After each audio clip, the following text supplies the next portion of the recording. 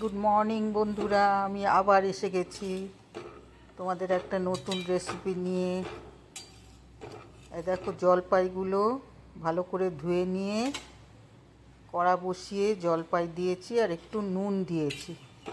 এটা সেদ্ধ করে আমি জলপাইয়ে চাটনি বানাবো।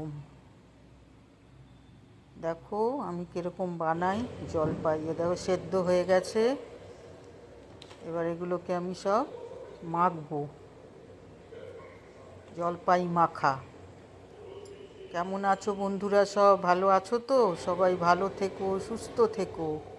এই দেখো জলপাইটা ভেঙে নিয়ে তারপরে নুন দিয়েছি, কাঁচা তেল দিয়েছি, ধনেপাতা দিয়েছি, কাঁচা লঙ্কা কুচি আর চিনি দিয়েছি।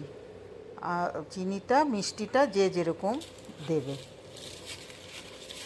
দিয়ে আমি ভালো করে মেখে নিচ্ছি।